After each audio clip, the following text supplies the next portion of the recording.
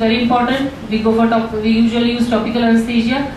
Laser delivery can be used with a slit lamp or with a infrared ophthalmoscope. These are the slit lamp. These are the contact lenses that we use, panfundoscopic lenses, to view the fundus and put the laser. Now, laser treatment of for clinically significant macular edema. In case of macular edema, the purpose of laser is basically there is actually a dysfunction of the retinal pigment epithelium pump mechanism. The macula becomes edematous because the pump mechanisms fail to work and draw the fluid out of the macula. So what is done is the laser is given in some sub-minimal amounts so that the RP is stimulated and the pump function works. Here all areas of macular edema is treated. If there is a focal leak, we do a focal photocoagulation. If it is a diffuse leak, we do a macular grid. And area within 500 microns from the foveal avascular zone is avoided. Rest you can go up to 3000 microns.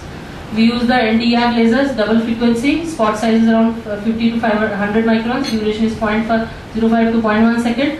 It should just be a mild branching. Here there is a localized macular edema, few leaking microlesions, so we go for a focal photocoagulation. Whereas in the second patient there is a widespread macular edema, so we go for a macular grid. The entire macula there is a grid-like pattern. It is photocoagulated. Scatter or pan retinal photocoagulation. In this, what we do is that neovascularization is set in these patients, in proliferative diabetic retinopathy patients. So the hypoxic, there is a lot of hypoxic retina. Any hypoxia would stimulate neovascularization. So what we do is that we ablate the retina periphery so that the hypoxic stimulus is stopped and they are made anoxic, so that further neovascularization doesn't occur. Here how we treat from the vascular, next. For primary retinal photocoagulation, we treat from the vascular arcades, which is around 3000 microns from the center of the fovea. We go up till periphery, till mid-equator, or we can go even forward. It is done in multiple sessions, not in a single session. Usually the inferior and the nasal is done in the first sitting. The second, we go for the temporal, and superior is done at the last. At the disc, 500 microns from the disc is usually avoided, and we can go for laser spots. The wavelength is same, the size spots is increased, 300 to 500 microns. Spot size is used, duration is around 0.5 seconds.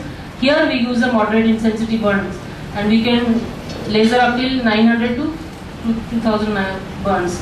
This is how this clinical picture of a PRP would look.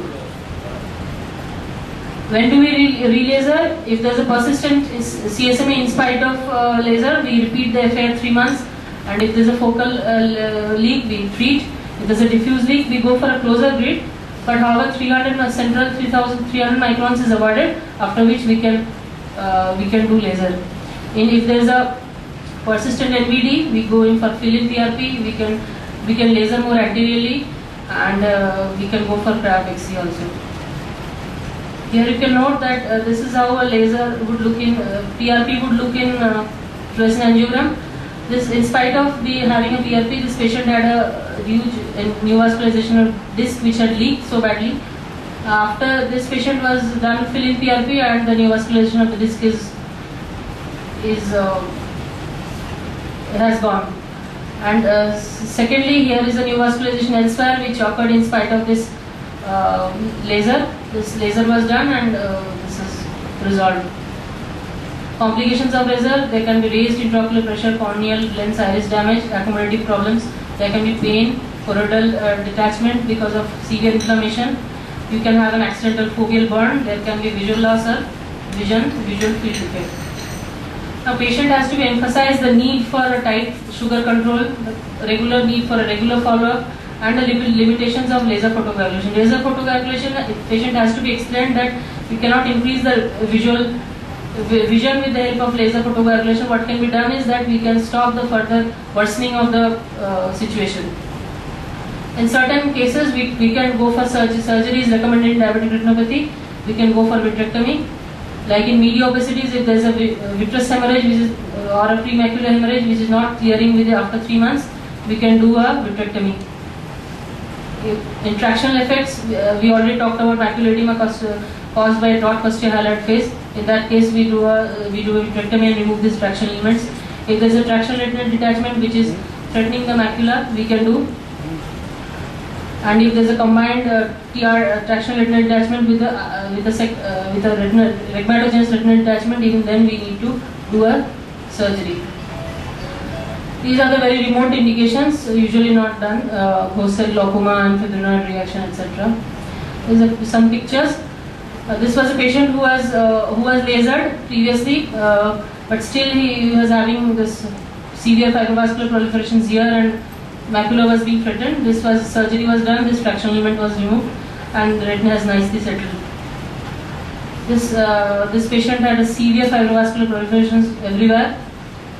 This patient needed vitrectomy and removal of these fractional elements. These are very difficult to do surgeries, but it has been done well here, and this is how it looks. This patient had a large NVD with a premacular hemorrhage which was not resolving, and surgery was done to remove this.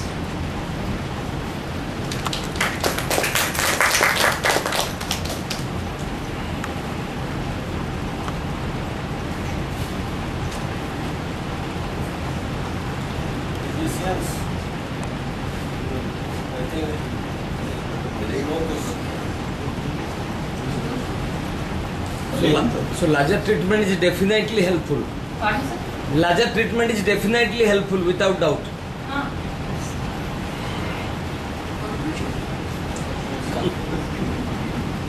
The treatment by laser is not like your cataract surgery. It will, in any way, it is not going to improve your vision. What it does, it defers or prevent the ill effect of the complications. It will somehow arrest the condition. That is the reason. But there have to be a regular follow-up for this. If you don't treat a case of severe diabetic retinopathy or PDR cases, they will ultimately it will lead to blindness because of the it will cause retinal detachment and all these things, and ultimately patient will lose his vision. Now, whatever vision he is having, if you can preserve this vision, that vision is sufficient to manage his life. That is what is important. Diabetes is a multi-system disease and it involves all the micro and macrovascular. So it is a natural process to involve the vascular system. So in eye particularly, regarding the eye, once it is started, the early retinopathy, if in natural course remain untreated, how much time it will take to get the complete loss of vision? If there is any suppose we are not interfering, so many patients in remote areas are not interfering, and they are landed in the industry. So I wanted to know, once it is involved early, without interference, the natural course complete blindness, how much will it? Yes. So it is dependent on whether the patient is insulin dependent or non-insulin dependent, because in insulin dependent I would say the progression to proliferative diabetic retinopathy is very fast. So we already saw the natural course. After 1 year, 2 years, 5 years, 10 years. around 20 years, 100% of the IgA patients would have retinopathy, and of which 25% would have proliferative diabetic retinopathy. That's the natural course. And in non-insulin dependent, around 60% would have. Can you just switch it on to the mic? Use the microphone, please. Use the microphone. It's not audible at the back. We saw the natural course. If in IDDM patients after around, if we leave it after 20 years of retinopathy, which we would have 100%, almost 100% patients having some form of retinopathy, of which 25% would have already progressed to proliferative diabetic retinopathy. And in NIDDM patients, around 60% after 20 years would have some form of retinopathy, and 25% of them would have a proliferative diabetic retinopathy. Dr. Jha, to answer your question, the first thing we should emphasize that what is the glycemic control of the patient. In a good glycemic control of the patient, there may not be any retinopathy in 20 years time or 30 years also. We have seen there are many cases, those who have got a good hypoglycemic control, there is no development of diabetic retinopathy. But who are poorly controlled, or not controlled at all. Usually they takes 9 to 10 years time to develop diabetic retinopathy. For example, if a patient attended the eye clinic, on the first examination if we detect that he or she is having diabetic retinopathy, means she developed this condition long back. She suffered from diabetes at least 9 to 10 years and is detected after 9 or 10 years. And the future course will be depend how much there is good glycemic control.